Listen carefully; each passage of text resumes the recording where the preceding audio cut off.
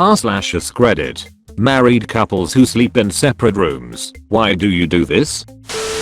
We are both 41, been married 23 years and sleep in different beds. First half of our marriage we always slept in the same bed. Of course there was the occasional crying kid who wanted mommy to sleep with them, or falling asleep on the couch or somewhere else. About 10 years ago I spent a year working a midnight shift, so I started sleep on our spare bed in the basement. We both realized we had much better sleep separate in our own beds. After I went back to a day shift we went back to sleeping in the same bed and soon realized sleeping apart was more restful.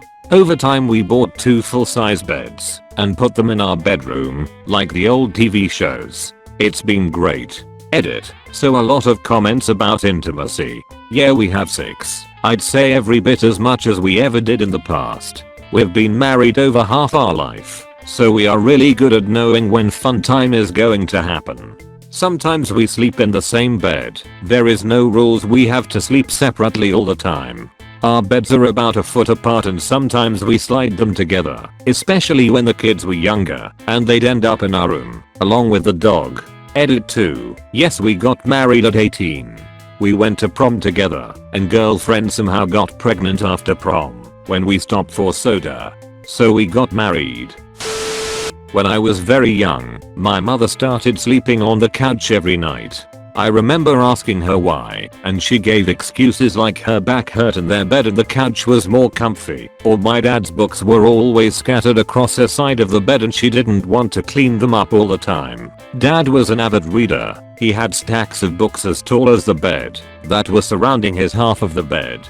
This went on for a couple decades. Mom never got a proper bed of her own, just invested in high quality couches for our living room, and chose to sleep there every night. Then one day, years after I'd grown and moved out of the house, my parents announced a divorce, which shocked me because I had never known any discontent between them. I asked my mother what happened, and she said that she fell out of love with my dad after my sister was born, but she didn't want the 2 of us kids growing up in a broken home, so they agreed to live together until we had both moved out of the house. My parents were still the best of friends, just not lovers. So it was awkward for them to be sharing a bed together. My mother now lives on the opposite side of the country from the rest of us, on land she inherited from her mother. She built a cabin in the woods and is now happily living on her own.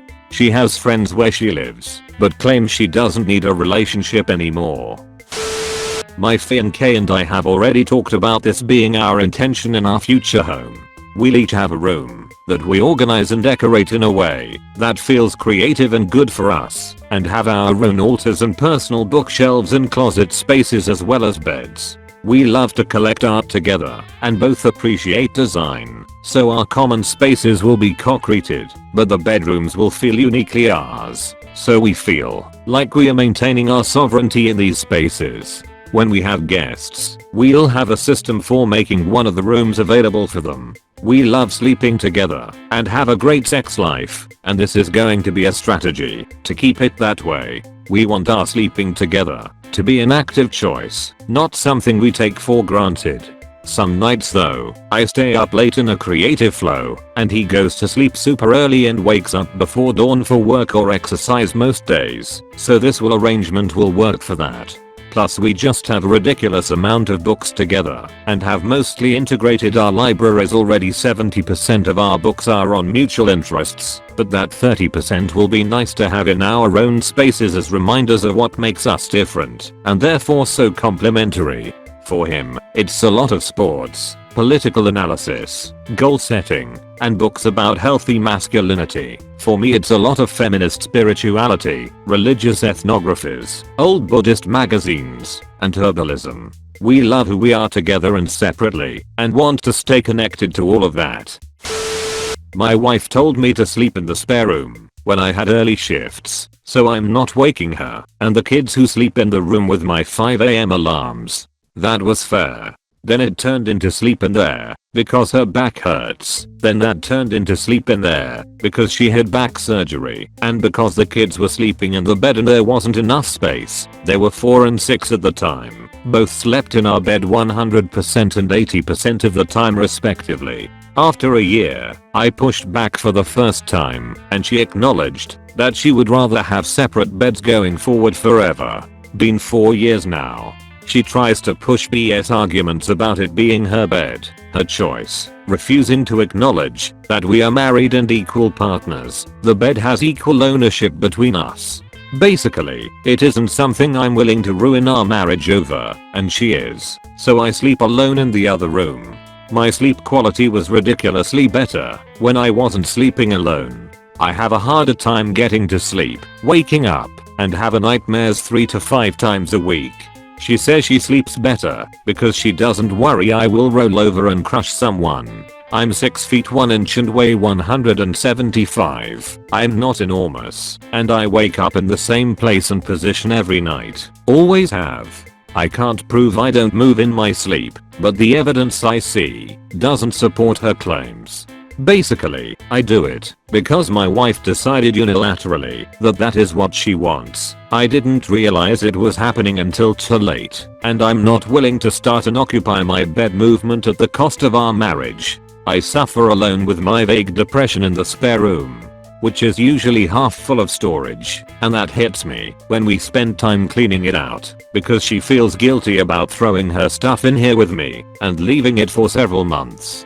She'll acknowledge that it's not fair to me, but a month later I'm dodging piles of boxes again. Like I'm being put in storage until she wants a kid, starts being sexually available again. Then when she is pregnant, we don't have sex for a couple years again. I should probably talk to someone about this. Someone other than my wife, because I have done that, and it doesn't help. This clearly bothers me, and I get no say in any of it. Oh boy, this ask hit me harder than I thought. It looks like I'm gonna over disclose. I originally started because it was easier on us both when I was sick, wanted to stay up later and watch something, etc. Trying to be considerate, I'd sleep in my home office on the couch, but this was infrequently, and my wife understood why and didn't mind. As our marriage changed, I moved my sleeping to the office permanently for a couple reasons. I had a crappy couch in there at first, and sleeping on that sucked, but it was better than the alternative. Now it is like my own fortress of solitude. As my wife cooled on the intimate side of our marriage and the mom and work side of her life grew to overshadow the rest of it, I felt I was losing something in my marriage that I needed to fight to retain. I tried that, got into some fun-free arguments, and didn't change a thing. Thankfully I realized that I was fighting to stop the extinction of a species that was already gone before I nuked the whole marriage into glass. I found that it was very hard to sleep next to her at that time, and in order to keep the peace in the house, keep focus on the kids, the jobs, the work of it all, I moved upstairs to the office. I read a lot of r/dead bedrooms which didn't really solve anything for me. I wrote down how I felt, which I can't really share with anyone, and I worked on hobbies and interests. I told nobody, I made no proclamation. Just to that part of me out of the equation. My wife cornered me several times, tried asking why, and using guilt, and asking me about this change, but I did not let her crack my calm. I just said it was what I wanted. I was more comfortable there, and I wanted to sleep apart. Moving out of my bedroom was confusing for the kids too. I just told them I snore. True, I used to before I lost some weight, and the wife often woke me up to try to stop it. Doing this freed me to quit thinking about the questions in my head that had kept haunting me and let me recenter on things I wanted. Somewhere along the way we both got used to it. I imagine it is like being part of a culture that I wasn't born into, but I've never been an immigrant. I still kept on doing everything else the same. Just set elsewhere. Still talk to everyone, and still interfaced with the family. Hell, I got better at being a dad. I wanted to learn how to build with wood, and now I sleep in a daybed couch thing that I crafted myself. I wanted to get in shape again. I wasn't my army fit elf from the 2000s, and I got that back. Some of it. What I didn't get was my love life back, but all things pass. At least I can deal with it now and not lash out and feel sorry for myself. I'm glad you asked. Happily married. 15 years, and we had separate rooms for 5 years. The simple fact is that co-sleeping leads to vastly reduced sleep quality. A snoring partner wriggling around and going to the toilet in the night every night and night after night gets very draining very quickly. We both work full time and have young children. We tried to share a bed on holiday recently and hated it. Bed sharing has historically been because one has no alternative. Upper classes had separate rooms because they could. It's very much a post-war boomers thing to insist that anything other than collaring is weird. When we did share a bed, I got very depressed due to chronic sleep deprivation. I think especially as these days most women have to work, sleep is more important than ever. Maybe the boomers didn't have that problem. Each to their own, but please don't judge us for enjoying our uninterrupted glorious restful sleep. We get on so much better and are closer because there's no resentment from nighttime disturbance. Sex life is intact, since I know you'll want to know. I like it 26C, she likes it 19C. I'm a cuddler, but every time I try to cuddle, she says I'm a kettle. Seems to be the right word in English, but it sounds weird to me.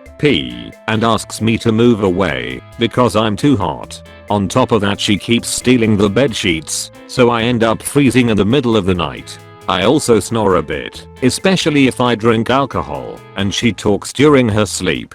So I was basically hanging at the edge of the bed on my side, kept having the reflex to cuddle, but had to stop myself from doing so, and would repeatedly wake up in the middle of the night to steal back some bed sheets. Finally, she goes to bed at 9 to 10 PM, while I go at 0 hours to 1 AM, so as much as I tried, I would often wake her up when slipping into bed.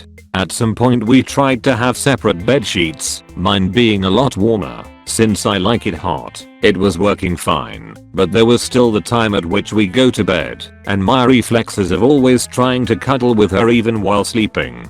Then we had a kid, and since they tend to cry a lot in the middle of the night, we alternated nights with one of us sleeping in the bedroom next to the baby and the other one sleeping in the basement, to get a full good night's sleep and be fully re-energized the next day, to allow the one who spent the night taking care of the kid to take some time to sleep and re-energize. After our kid did her nights fully, she wanted to go back to sleeping together, but I brought up the idea of staying like this, since I was getting way better sleep.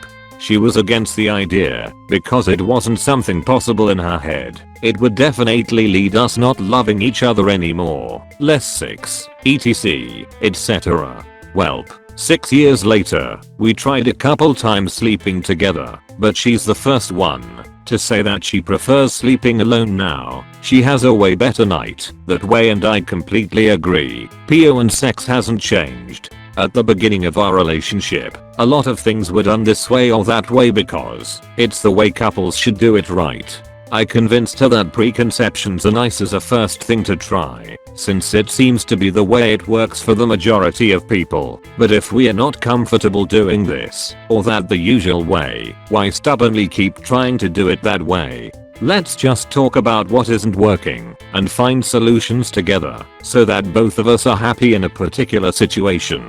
Who cares what the others think if we do things differently? Happiness starts with you, then with us, then whatever. We started out sleeping in the same bed and everything was fine. Fast forward 7 years, his snoring, which he keeps telling me he will see someone about, has reached, I'm not exaggerating, astronomical levels. My Lebanese partner is a consistent snorer, meaning he never stops, but rather his snoring just raises and lowers in pitch. I have general anxiety disorder plus issues getting to sleep. My sleeping pills actually do work, but not when his snoring is extremely loud, because he will suddenly snore so loudly it actually shocks me out of drifting off to sleep. Then it just agitates me until I literally want to cry because the sudden wakening brings on the start of a panic attack. So for the moment he sleeps on a mattress in the attic because it's cooler than the bedroom, and I sleep on the next floor down on a huge floor pillow with my 2 cats. The dogs sleep in the attic with him. It's unfortunate, but it's actually nice reading this, because I thought we were doing something wrong. Like it felt wrong as a married couple sleep separately, but eventually my sleep and how much I got became more important, because my general anxiety is worse when I'm sleep deprived. So I'm sleep deprived, anxious, grumpy, and for what? Just to sleep next to each other. Instead I steal moments such as sitting on his lap or curling up on the sofa together to watch a movie. It certainly hasn't killed our intimacy, but it has made me not want to kill him. We already had our own mattresses and duvets, because this is normal for us. Dooch, but that wasn't saving me from his snoring, which I truly believe our neighbors must hear too. We also now have separate bathrooms. His is just across from the attic on the top floor. Mine's on the third floor about 5 meters or so from the room I sleep in. This happened because as he's gotten older he's just messy, whereas I prefer my bathroom to be pristine. I have far more room for my macup, cosmetics plus bath items. Then there's the bonus that I have a small bath which he'd never use because it would be too small and he'd be uncomfortable in it. So we find moments to be intimate, hugging, a kiss. We haven't lost that, but unfortunately we are just completely incompatible in regards to sleeping. I do feel a lot better knowing we aren't alone in doing this. My husband is large-framed man, not fat by any means, but he played sports ball back in high school and physically fits the type. Whereas I'm a very petite and frankly frail person due to severe chronic illness. He will regularly accidentally crush me by trying to cuddle while we are both unconscious. I have literally been bedridden by this happening for multiple days. I'm also a pretty bad insomniac due to my conditions, and he has to wake up a bit before he remembers his manners. Shit like scrolling social media on his phone, playing random videos, or maybe taking care of morning wood. Various things that I as a light sleeper cannot ignore. So when I only came to bed 3 hours ago, but Hez awake now cause he went to bed at a reasonable hour, because Hez perfectly healthy, well, it became a matter of quality of sleep. If the quality of the little sleep I got, due to my insomnia, did not improve, I was simply going to get bitchier and bitchier, until we despised each other and divorced. I already had a craft room for my supplies, so we got me a mattress, and it became my room. We have found it also helps, when we are fighting, to have our own spaces, to go cool off and comfort, to let our minds stop racing, and think about why that situation actually upset us. So we can go talk through the real issue and not shout obscenities at each other needlessly because we can't get away till we cool off. He has also found that having his bed to himself helps his own health. He is able to fully stretch out, sleeps diagonal and like a starfish, which really helps his back. To not sleep curled up subconsciously fearful of injuring me is just as good for him on a regular basis. Sometimes I will still sleep in his bed, if we especially miss cuddles, but we sleep in our own beds about 2/3 of the time I believe on average. Depending on how bad my pain flares are doing, or his back, or if in mood etc. Everyone should be able to have a place to go where they can just be by themselves, surrounded by things that comfort them, where they don't have to keep up the mask, or be nice or constantly thinking of others, where you can focus on you and what you need. You cannot care for others if you yourself are a crumbling wreck.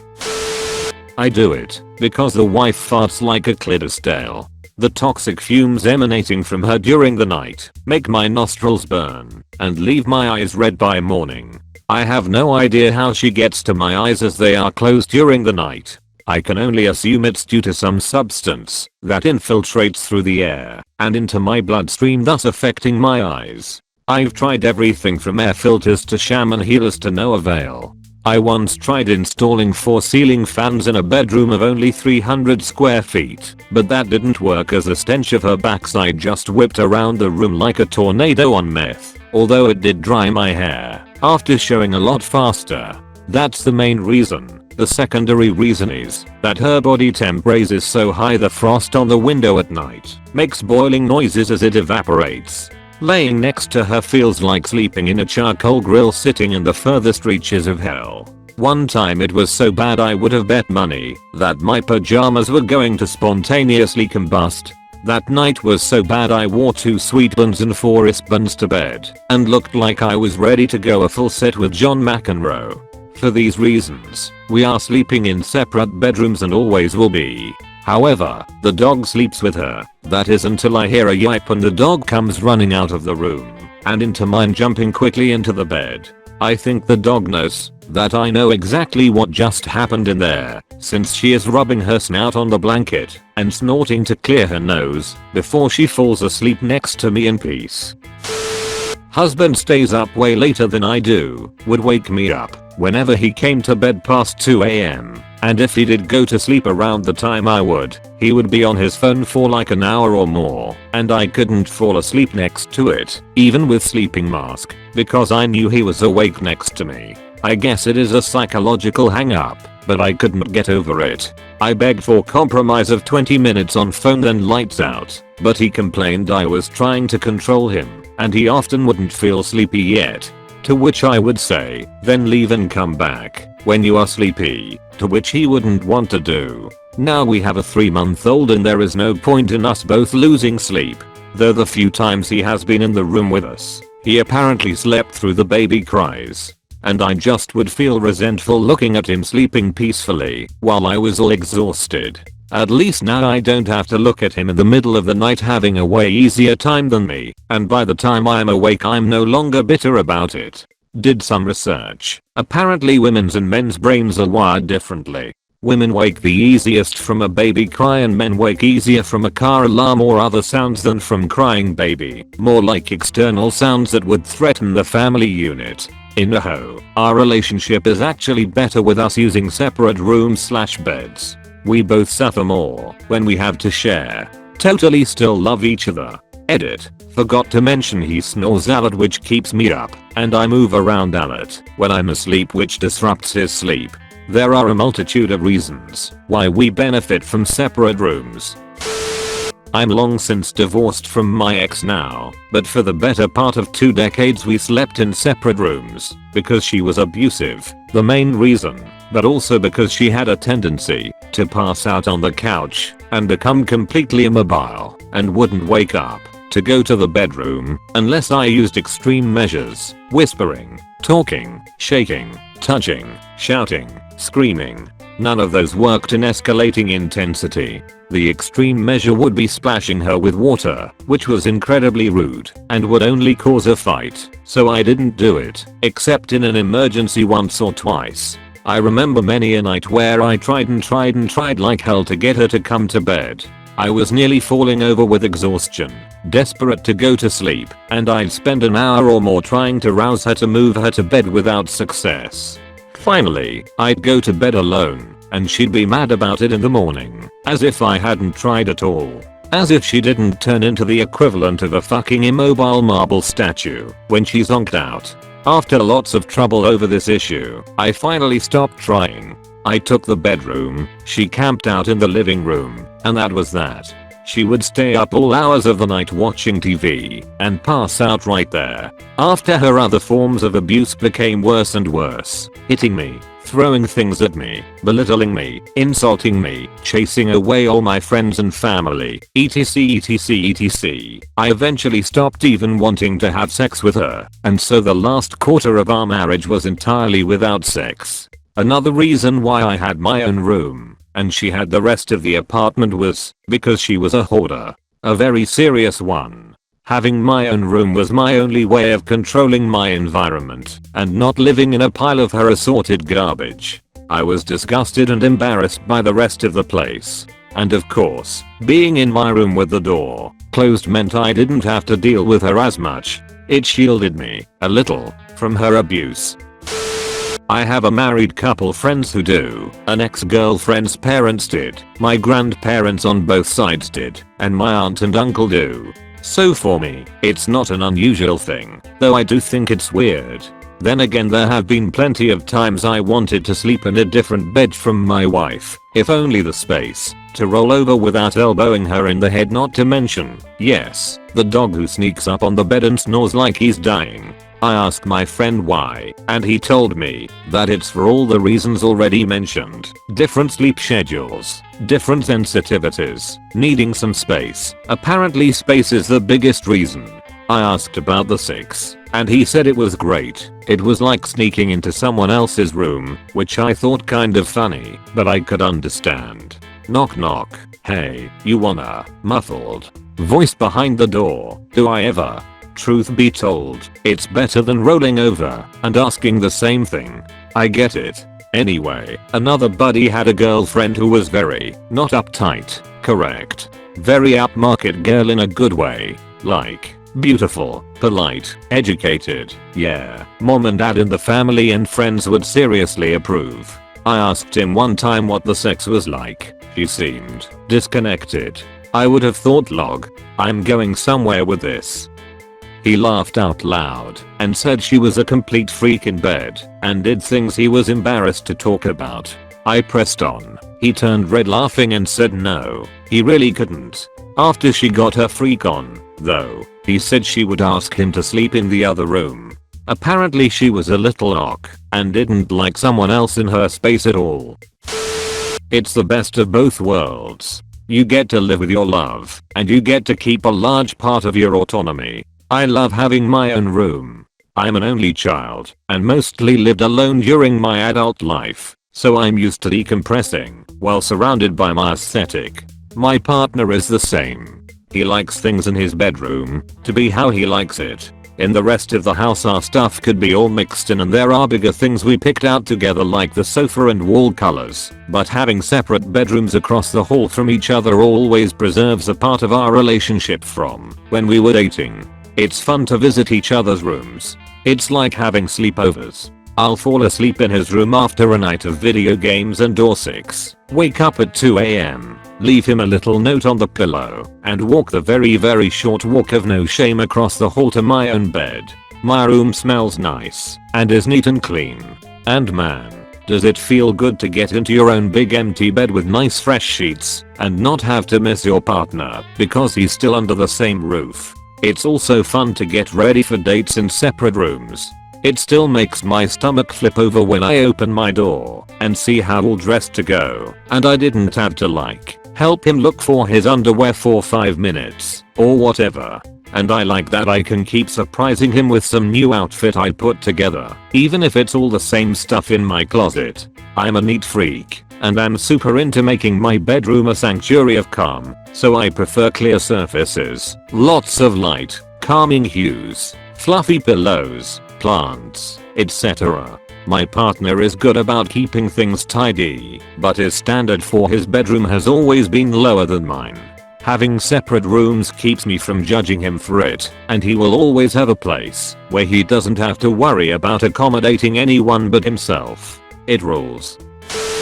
My parents used to sleep in the same bed, but decided that sleeping in separate rooms was best for them years ago. My dad snores like a truck hitting the rumble strip on the highway and my mom hogs blankets. Also, they both has night terrors. Yeah. I used to hear high-pitched AAA, AAA, AAA coming from upstairs, and figured it was my mom due to the high pitch, but no, it was my dad. For my personal example, my ex moved in with me to get away from her alcoholic mother. We had been together 3 to 4 years, and were in our very early 20s. I was still living with my parents. They suggested she sleep in a separate room, and I was fine with that. However, when my parents left for a week, we tried sleeping in the same bed. We both had the idea that sleeping in the same bed was intimate, romantic, special. No, it often just resulted in poorer sleep for the both of us. We both were on sleep meds, had trouble falling asleep, so minor things like shifting positions or pulling blankets were a problem. We gave that up in no time. What is fucking great though is early morning cuddling. Due to the sleep meds it took us a bit to wake up. Whichever of us woke up first would go into the other's room for some wake up snuggling. It was great, because she slept naked, wrapped up tons of blankets. By morning her skin was very warm, and therefore very soothing to cuddle with. If there was a device to teleport one person to another room, as soon as one falls asleep and then teleports them back when they wake up. It would make a lot of money. Not married, but we sleep in different rooms for the moment. It is necessary for the moment, but it breaks my heart a little. The bed we have is a foam mattress and it just gets too hot after a while. It wasn't always this bad, but now it radiates my body heat back to me after an hour or so. We need a new mattress, and I need to lose weight. For now I'm on an air mattress and it's great for me. This part one thing we can fix one day. The bedroom is gross. Her dogs pee on the carpet frequently, and it smells like it. Or it just generally smells like dirty dog smell. If I'm not there, they sleep in the bed with her, and sometimes it's very gross if I even want to visit. When things are a little more cleaned up and I'm visiting, or before when I slept there, they are also very distracting at night. They lick their paws for an hour or so, and one of them frequently gets up to fluff her bed for a long period of time. There is also potential snoring and other sounds. If they are even on the bed before I get there, they have sometimes licked so much that there is now a wet spot where I sleep. It's very frustrating. She doesn't seem frustrated by any of it. She has some digestive issue, which this part be a little bit in her mind, but she has to sleep propped up a bit. And when she goes to bed, it's because she is exhausted and has probably already stayed up too late. Together this means the bed is not a place for much cuddling or just general closeness. We used to have a cat, and although I miss him greatly, he was also often in the way. So with this, there is really no togetherness in the bed. It makes me sad. Thank you so much for watching the whole video. Please leave a like and subscribe.